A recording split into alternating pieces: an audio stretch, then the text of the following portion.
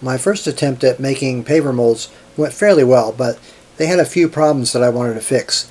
They didn't hold up very good after several uses, and getting the finished pavers out of the molds didn't always go well. So this time I used heavier wood and laminated some plastic flashing I had laying around the shop, hoping that they would hold up better. One of my new tricks is to put some masking tape on the lip of the can, which keeps it clean so the lid can seal. This trick works great for a paint can, but I consider it to be absolutely essential for a glue can. I make liberal use of contact cement and put 2 coats on the wood. After it dries for a bit, the 2 pieces are joined together. You have to be careful here because you only get one chance at this.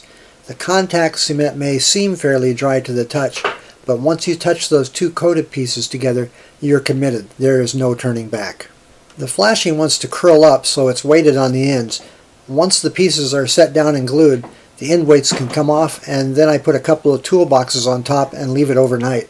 The sides were made from 2x4s and run through a planer first to get a smooth surface for the flashing to bond to. Extra strength was added by cutting a dado in the sides to fit the bottom into. Joining the pieces together turned out to be pretty easy. A couple of 2.5-inch screws was all it took to join the 3 sides together because those dados kept everything right in place. I wanted the 4th side to be removable, so for that I embedded 1/4-inch threaded inserts into the ends of the 2 sides, and that allows me to bolt the 4th side on. That makes it easy for removal of the side and easy removal of the finished paver. Assembly of the molds went a lot faster and easier than I had anticipated, and it was a nice day outside, so I decided to go right ahead and mix up a 60-pound bag of concrete. I'm using the old brick mold one last time, which will give me 3 bricks. I found out on my last pavers that a 60-pound bag of cement was just right for making the 2 pavers and the 3 bricks. Once the concrete is mixed, I just use my large trowel to scoop it into the mold. Something else new I'm trying is using a 1/4 sheet finish sander to vibrate the air bubbles out of the mixture. I don't really have much use for a 1/4 sheet sander for what it's meant for. For me, sanding by hand is quicker and easier than using one of these machines.